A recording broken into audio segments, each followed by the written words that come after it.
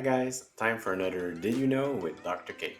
Today we'll be talking about seasonal allergies. We'll discuss what they are, when they occur, what natural remedies exist, and what pharmaceutical treatments you can use. So, allergies can happen to different people at different moments of the year. Seasonal allergies are really linked to the release of pollen from different plants. So, you'll have trees, you'll have weeds, you'll have grasses, and different people can have different types of allergies to those different pollens. The general symptoms that you have are itchy eyes, nasal congestion, sneezing, runny nose. You'll get like that scratchiness, itchiness in the throat. It can feel sometimes like you're having a sore throat, like an infection. Also, itchiness in the ears. Some people that have allergies that start in the springtime will think that they're starting a cold because the symptoms are so similar, but no, it's their seasonal allergies that are starting out. So if we look at the chart here, you'll see that the first ones to really be more important are the tree pollens. And then we have more during the summertime, the grasses, and end of summer towards the fall, we'll have the weeds. So if you're unlucky enough to be allergic to all three categories, you're pretty much in allergies from the beginning of the spring all the way to the first frost in the fall. So what can you do to help yourself out? Well, the best thing is to really start off with the natural remedies. So the idea of this is really to minimize the contact of pollen with your skin or the part of your body that's reacting to this pollen.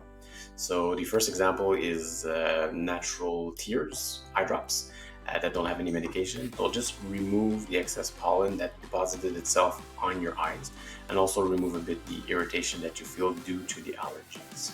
Also, let's say you spend the whole day outside and you come back in, well, you'll have pollen that deposited itself on your clothes, on your skin. So if you change clothes and take a shower, well, you'll get rid of all that pollen, so it won't keep aggravating your allergies for the rest of the day and during the nighttime. So that can also be very positive to bring down a bit the symptoms. If it's a day where the pollen index is very high, well, on those days it's important to keep your windows shut because you don't want all that pollen coming into your house aggravating your symptoms. Same idea when you're walking around outside. Even if it's not that sunny, wearing sunglasses really creates a barrier that's going to stop the pollen from really getting into contact with your eye, and it's going to help relieve a bit of the symptoms. For nasal congestion, it's always good to irrigate with a saline solution. There's a lot of formulations that exist over the counter, but you can always just buy the little salt and duty solutions yourself at home. You can use bottles to send it up into your nasal passages or a neti pot that will really irrigate from one sinus to another. Young children, we often use oral syringes with saline solution to help irrigate the sinuses. For children, it's really suggested to do that even like if they don't have allergies for colds and things like that, because they have trouble really blowing out their nose. So doing an irrigation like that helps get rid of all the secretions that accumulate in the sinuses. For the pharmaceutical treatments, first line of defense that I suggest is really oral tablets of antihistaminics. The ones in the green square are the second generations that they're called. Because they have less drowsiness, they have a longer effect, so they act for a good 24 hours. They act on most of the symptoms, so the eyes, the throat, the sneezing, not that much on nasal congestion. So the first one, loratadine, that would be your Claritin. Your desloratadine in Canada would be Aerius, and in the United States would be Clarinex. Cetirizine in Canada, Reactin in the US, Zyrtec, and fexofenadine, that would be your Allegra. So they're pretty much interchangeable. I suggest just taking the one that's on sale to start off. Take it a good 10 to 14 days, and you can see if it's effective for you or not. Let's say you take one and it's super effective, and the following year you find it's not as good as it used to be. It's not a bad idea sometimes to change. Even though they are interchangeable, sometimes we seem to have less of an effect after prolonged use. So by changing to another molecule, sometimes it boosts back up to where it was before. The ones in the yellow squares, if you need the Ramin, which is the Benadryl, and chlorpheniramine. Those are the older antihistaminics, and they're not really recommended because they have lots of side effects, especially drowsiness. So you can't drive with them or operate machinery. Anything that needs your concentration, it's not good to take at the same time. Can't combine it either with alcohol. It can be dangerous because it augments those effects. And also, they don't last that long. They don't last 24 hours. They last more like 8 hours. So it's not very convenient. I was talking about the antihistaminics are not super effective for nasal congestion. So you'll often see on the market that they add a decongestant, like pseudoephedrine, to help with that nasal congestion.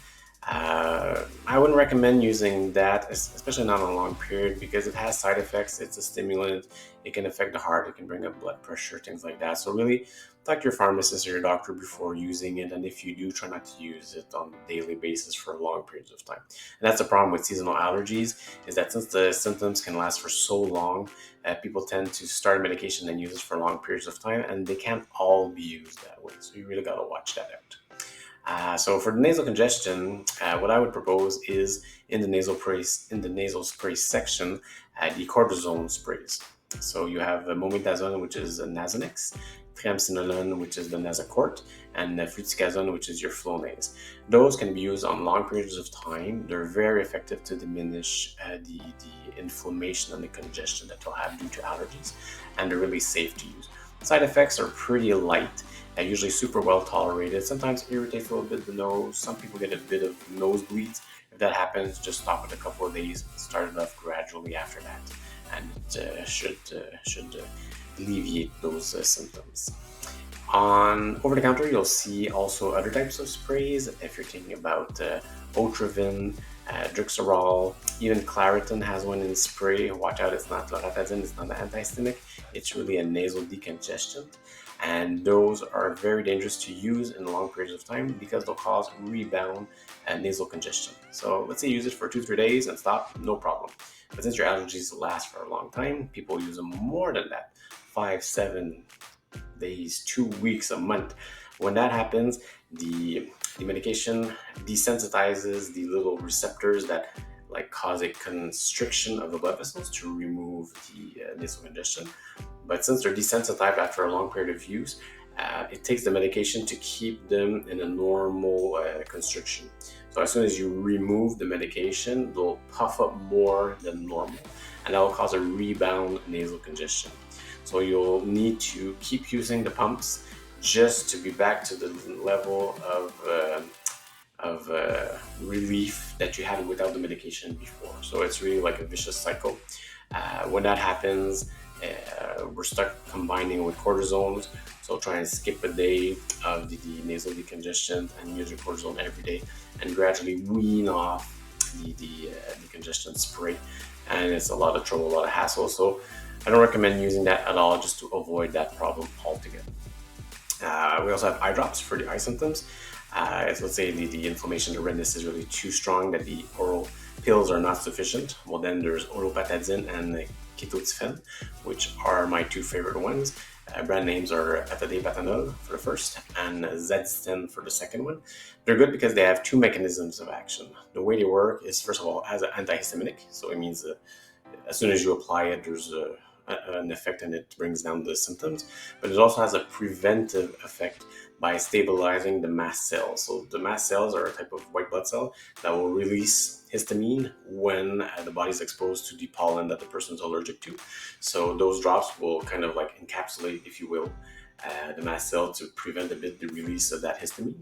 And when that histamine goes to react to the receptor, it's going to be blocked by the antihistamine effect. So you got those two effects that makes it more effective to bring down the symptoms. The one in yellow is cromolyn. That's an older molecule. It has only the effect on the mast cells. So it's not something that acts right away for the symptoms that you have today. It's actually recommended to start taking it a few weeks before your allergies start.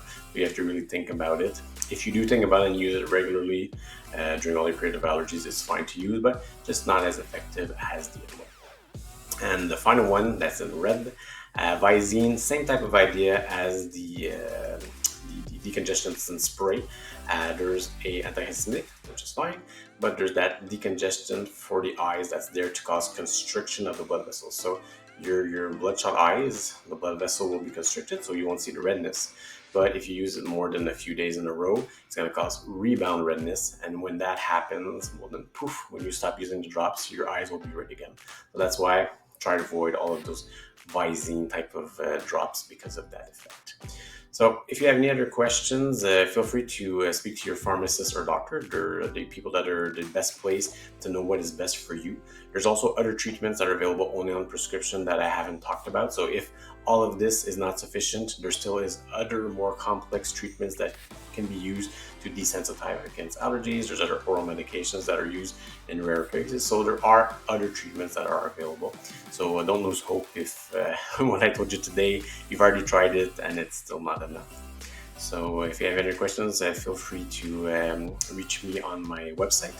And don't forget to like and follow. See you next time.